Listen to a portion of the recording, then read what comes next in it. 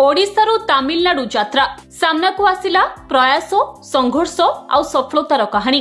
August मासरे तामिलनाडुर त्रुटिकोरिन रे अनुष्ठित होइथिबा जातीय स्तरीय सर्वभारतीय काइट सर्फिंग चैंपियनशिप प्रतियोगिता रे ओडिशार 4 जण भाग नेथिबा बेले 2टी सिल्वर और गोटिए ब्रोंज पाई ओडिशा पाई आनिछंती गर्व।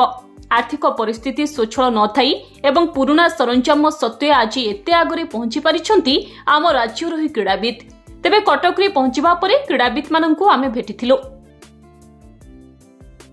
नमस्कार, धरित्री लाइव को स्वागत करुच्ची मु विश्वजीत। आपण माने देखि पारुथिबे मो पाखरे पिला माने ठिया हिचंती आउ पिला मानक बेकरे गोटे गोटे मेडाल पड़िछि, से माने हाथ रे ट्रॉफी मध्ये धरिचंती।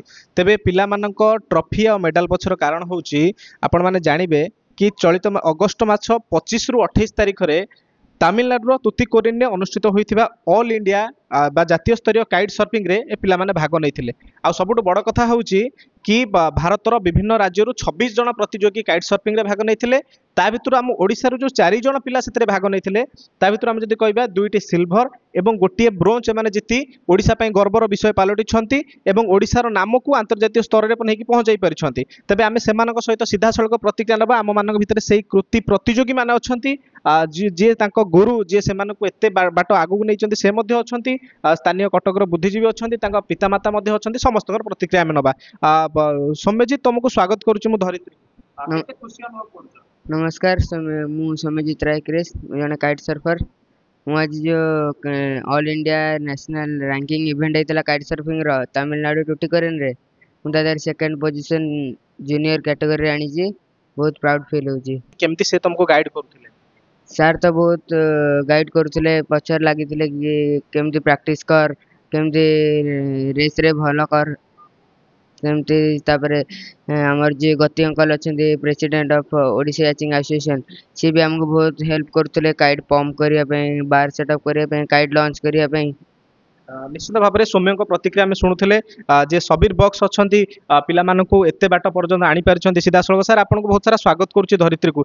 सर सिल्वर जीति पारे, गोल्ड भी जीति पारि थांते? नहीं, मु तो आशा रखी जे क्रिस निश्चय गोल्ड नहीं आसबे एवं मु आपन विजुअल शेयर करी। आपन देखिबे जेतेबेले प्रथम मैच रे गोल्ड फर्स्ट प्राइज नेला, फर्स्ट पोजीशन नेला परे सेकंड रेस बेले यांकर काइट पंक्चर ही हेतला एवं 4टा रेस विदाउट कंपटीशन रे तांकर जो ओपोनेंट अछि से 4टा रेस कंप्लीट करिछि एवं से लगी 4टा रेस रे से पिलाटी आगु को बाहरी गला। नहले 100% क्रिस पाई गोल्ड मेडल थिला एवं मु क्रिस पाई सिल्वर केबे भी आशा करनथिली।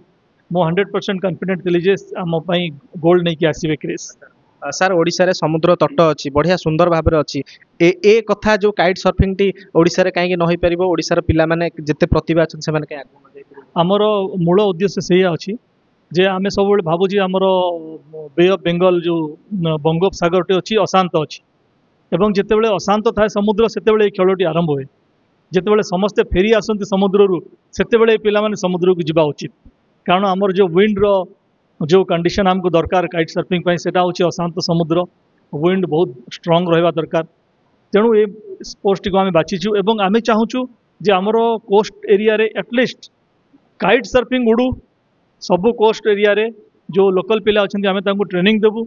एटा हमर प्रथम प्रयास थिला जे आमे प्रथमे 4टी पिला को आरंभ करिवू, सिखाइबू। ए माने केवल हमर ओडिशा रो कोस्ट लाइन रे शोकेस करिवे नाही, बरं ताहा सहित अन्य पिला मान को मध्य प्रेरणा देबे एवं आमे याको इंटरनेशनल लेवल पर्यंत नहीं जीवो। यह हूँ आम मूल लक्ष्य। बहुत बहुत धन्यवाद सबीर बॉक्स महोदय, भल प्रतिक्रिया देउथिले। अशांत समुद्र भितरे जदि कहबा दुसाहसिक खेल, सर पिला माने केते भल कृतित्व अर्जन करिकि फेरिचंती कटक, केमती लागुची सर? निश्चित भाव तो वी आर फीलिंग प्राउड। आमे ओडिशा रे प्रथम थरक पई इंडिया खेल जोटा कि नेशनल स्तर रे आमे ओडिशा रे पिला माने जाई कंपटीशन रे भाग नै चंती। एटा ओडिशा पई गर्व।